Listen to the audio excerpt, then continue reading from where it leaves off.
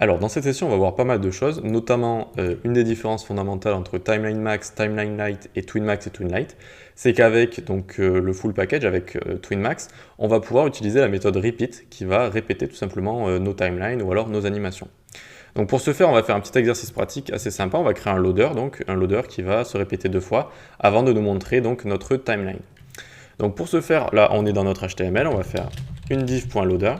Voilà, et dans cette div, on va faire 3 points, donc div.dot x 3, et voilà, d'accord? Donc dot en anglais, ça veut dire point. On va en dessous de notre CSS, hop.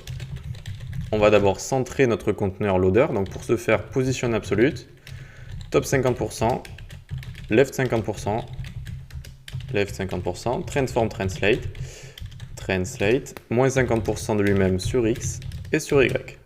Voilà. Ensuite, donc, nos points, on va leur mettre une width de 24 px, une hauteur de 24 px, 24 px, hop. On va leur mettre ensuite display inline block pour qu'ils soient les uns à la suite des autres. Inline block, hop. On va leur mettre un border radius de 100%, hop là, pour qu'ils soient des petits cercles. On va les décaler légèrement avec margin right, voilà, 6 pixels. Et ensuite, on va leur mettre un border radius, juste un border, pas un border radius. Voilà, on va leur mettre des petites bordures de 0,21 à 2A, solide, et background, on va leur mettre la même couleur. Ou alors on va légèrement changer de couleur, parce que bon, mettre la même couleur, ça va pas être très utile. On va les mettre un peu plus clairs. Voilà, si vous êtes sur VS Code, voilà, vous pouvez juste survoler la couleur, et ensuite ils vont vous proposer pas mal de choses, notamment vous pouvez cliquer ici, ça va changer, vous voyez, RGB, etc. C'est plutôt sympa, et vous pouvez aussi changer la couleur à la main, ce qui est plutôt cool. Donc là, on a stylisé tout ça, voilà, on a nos points ici, mais on a tout le contenu aussi qui est derrière. Donc comment on pourrait faire pour cacher ce contenu, le temps que le loader s'active 2 fois? Eh bien, on va aller dans notre timeline ici, et on peut lui passer des méthodes en haut, on va lui mettre posed, true, hop, et du coup là on vient de la poser, d'accord? Ça équivaut à faire, vous savez, on l'a déjà vu, tl.pose comme ça.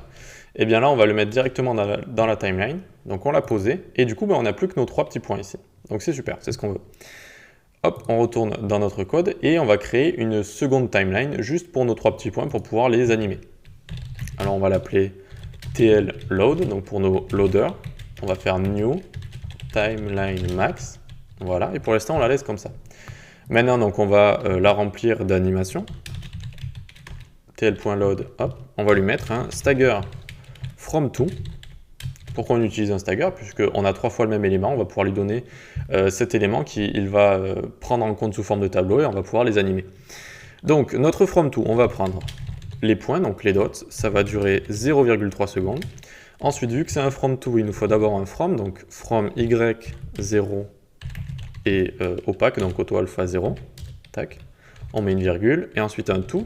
Le to, ça va être y20, voilà, pour les faire rebondir un petit peu, et auto alpha 1, pour qu'ils apparaissent, et on va également leur mettre un petit easing, donc is, de point, back, alors ça prend une petite majuscule, back, point isout, point config, et la config, on va lui mettre 4, c'est la config maximale, hop, pour que ce soit bien voyant. Ensuite, qu'est-ce qui manque en dernier pour un stagger? Pour une méthode stagger, il manque le stagger, tout simplement, c'est-à-dire l'animation entre les éléments. On va lui mettre 0,35 secondes. Et donc là, normalement, on devrait voir nos points, si on actualise, qui vont faire l'animation, mais une seule fois. Alors là, je suis en train d'enregistrer mon écran, donc l'animation va peut-être pas être tip-top quand vous regardez la vidéo, mais normalement, chez vous, ça devrait être beaucoup plus fluide. Donc là, on a l'animation une fois. Comment on va faire pour la répéter à l'infini? Eh bien, on va aller dans notre timeline tl_load ici, et on peut lui rajouter donc la méthode qui existe avec TwinMax et pas avec TwinLite, c'est repeat. On va lui mettre -1. Et donc, si on met -1, ça répète à l'infini. Vous voyez, ça va répéter à l'infini. Et si ici, donc, au lieu d'une timeline max, je mets une timeline light, ça va se répéter qu'une seule fois. Regardez, hop, une seule fois. Et du coup, le repeat ne marche pas. Voilà, donc là, vous voyez une des différences en pratique, on va dire. Et donc, une fois qu'on a fait ça, eh bien, donc on avait dit au début qu'on voulait faire deux fois cette animation-là, donc 2 fois les 3 petits points qui vont monter et descendre comme ça. Et ensuite, on va vouloir montrer tout le contenu donc, avec cette timeline. Donc, comment on va faire? Eh bien, ici, hop, on va mettre une virgule et on va rajouter une callback function. Vous vous souvenez de onComplete.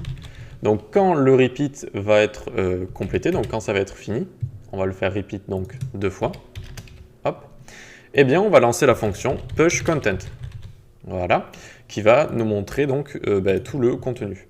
Alors, hop, on va créer ensuite notre fonction pushContent, function pushContent, voilà. Et donc dans cette fonction, qu'est-ce qu'on va vouloir faire? Eh bien d'abord, il va falloir faire disparaître nos 3 petits points. Donc on les twinmax2 tout simplement. On prend le conteneur, le loader. Hop, ça va durer 0,2 secondes et on le auto-alpha 0. Donc il va disparaître. Et ensuite, donc, on va faire tout simplement TL play.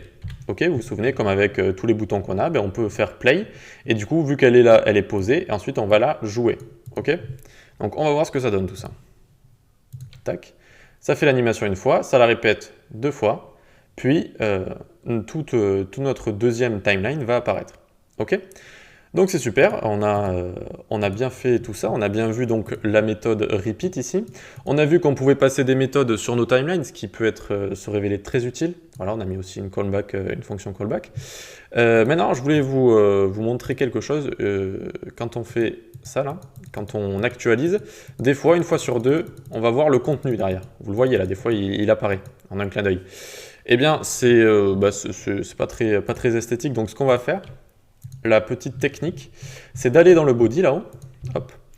On va lui mettre, donc, je vais dire technique pour disparaître, on va dire, comment je pourrais dire? Technique de l'opacité, je vais mettre. Voilà. Technique de l'opacité. On met opacité 0. Hop. Donc là, depuis le début, le body, il a une opacité 0, sauf que cette fois, du coup, on voit plus rien du tout, même plus le loader ni rien. Et donc, ce qu'on va faire, on va aller tout en haut ici. Donc, quand le window onload, donc quand la page aura chargé, eh bien, on va faire un twinmax.set. Donc, on va set le body et on va lui mettre une opacity de 1, tout simplement. Et du coup, hop, je vais mettre un petit point virgule. Et du coup, hop là, quand on va spam ici, regardez, rafraîchir la page, eh bien, le body, il aura une opacité de 0. Et ensuite, donc, on a bien nos timelines qui vont s'activer. Et du coup, ça va quand même marcher, on va quand même avoir nos animations. Voilà, donc ça, on va y revenir dans les petits projets, qui vont suivre, donc après cette section. C'est une technique assez efficace de mettre le body opacité 0. Du coup, même quand on va actualiser, on ne verra pas toute la page qui aura chargé une sorte de petit clin d'œil. C'est pas très joli. Alors donc, on a vu pas mal de choses avec cette session. On a vu la méthode repeat qui est disponible qu'avec TwinMax. Et on a vu aussi qu'on pouvait mettre des méthodes pour nos timelines, comme on pouvait les poser. On pouvait aussi rajouter un callback pour notre loader qui va se lancer 2 fois, puis lancer la fonction pushContent qui va le faire disparaître et jouer notre timeline. Donc c'est pas mal, et dans la prochaine vidéo, on va regarder toutes les différences qui restent entre TwinMax et TwinLite. Allez, à tout de suite.